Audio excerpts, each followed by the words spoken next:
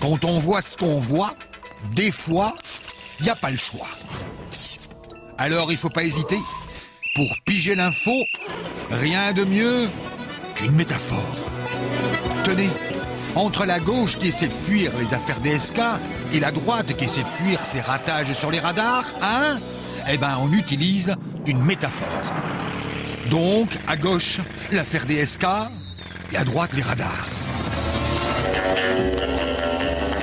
Eh oui, on comprend tout de suite mieux grâce à la métaphore. On pige qu'il y a des coups de pied qui se perdent. Et sur l'affaire, sur l'ouragan DSK, sur les terres du Parti Socialiste, on pourrait utiliser une métaphore. Un désastre idéologique, une honte militante, l'effondrement du bâtiment socialiste. Attention, erreur de métaphore. Au Parti Socialiste, ah ben ça va. Ça va. Ils étaient pas au courant, aucun. Oh, on n'aurait jamais cru ça de lui. Mais attention, il ne faut pas confondre métaphore et métamorphose. Strauss-Kahn souriant, conquérant, qui sort hier en balade, c'est une métamorphose. C'est comme pour la prison de Rikers, une métamorphose que je vous dis. Mais au sein de toute métamorphose peut se cacher, eh oui, une métaphore. Sur le balcon de DSK, il y a une drôle de table. On dirait un cochon sous un bouclier. Ah ben voilà, c'est une métaphore. Quant à New York, on dit que c'est une grosse pomme. Serait-ce encore une métaphore? La pomme, le fruit de la tentation, la femme, le péché. On dit qu'à Wall Street, les banksters sont les plus gros consommateurs du monde de prostituées. Et parfois, ils se font attraper pour les prostituées. Ici, la morale est exotique. On peut ruiner des milliers de gens honnêtes, mais pas avoir de prostituées. Et surtout, pas fumer. Alors là, ils sont intraitables depuis cette semaine, même en plein air. Alors qu'ici, personne n'a jamais été arrêté à cause de la crise mondiale. Pas un. La police court désormais après les fumeurs. Ça occupe. Revenons à nos métaphores. Si je vous dis que depuis 6 mois, on a l'impression de vivre dans une purée de pois, d'être plongé dans un brouillard sale, inquiétant, même en plein jour, vous me comprenez? La crise, le Japon, les révolutions, les typhons, ça n'arrête pas. Et on a le sentiment collant que les puissants vont finalement s'en sortir. Forcément. On broie du noir. Pourtant, il y a 3 mois, il y a eu une petite éclaircie. Ceci est un hold-up dans une banque à Madrid. Ouais, c'est nouveau. Pas d'armes, juste des danseurs.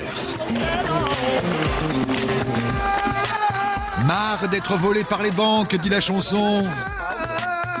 La sécurité, prête à résister à toute attaque, n'avait pas prévu ça. La vidéo a fait le tour du monde, on a souri, et puis on s'est dit, bon, c'est fini.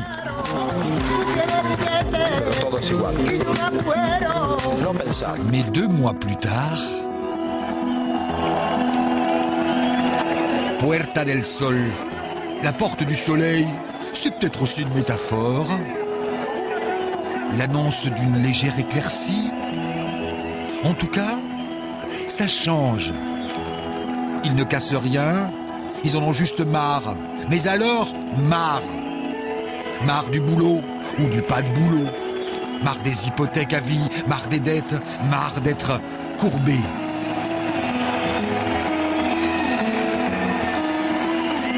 Ils se disent pacifiques, citoyens, et veulent parler.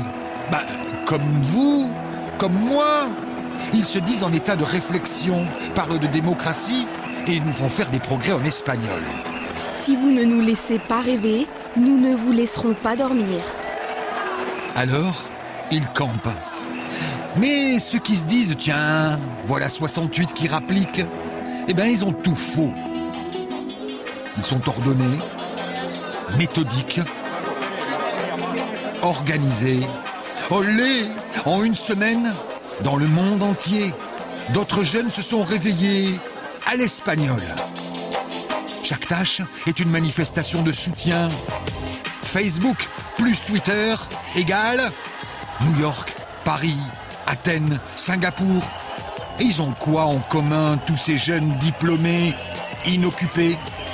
Ben peut-être qu'ils se retrouvent pas dans le rôle qu'on voudrait leur refiler dans le jeu démocratique. Celui de mouton.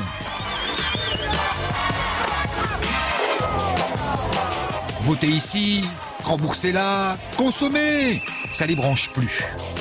Et puis, il y a eu le vote, le week-end dernier. Entre un gros parti qui avait le pouvoir et qui va le réavoir, et un autre gros parti qui l'a eu avant et qui va le perdre pour le regagner, vous choisissez quoi? Il est où son avenir là-dedans? Il voit pas.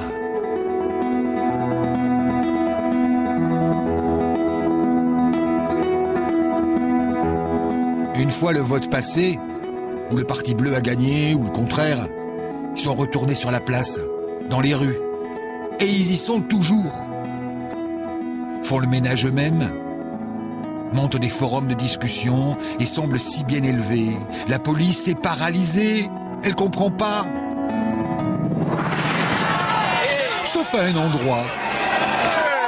À Barcelone hier matin, retour aux fondamentaux, matraque, lacrymo. Et pourquoi? Parce qu'ils sont anarchistes? Rêveurs? Gauchistes? Pas du tout. Parce qu'il fallait libérer la place pour installer un écran géant pour le match de foot de ce soir.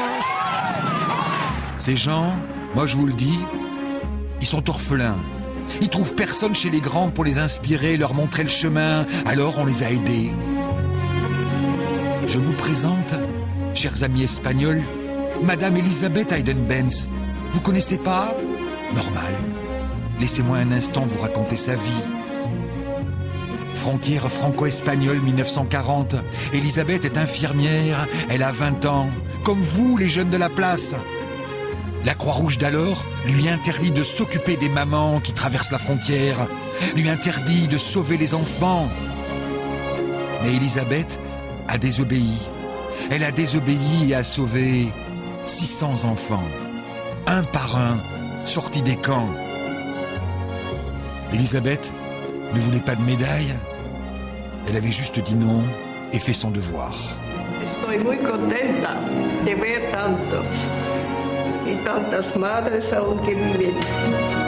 Elisabeth est morte cette semaine. Sa vie n'est-elle pas une métaphore?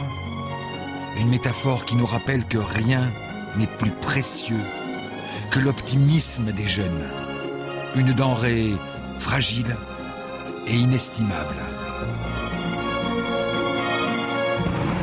Elisabeth ne fera la une d'aucun journal. Elle s'est juste endormie après avoir fait son devoir. Ça nous surprend ou pas?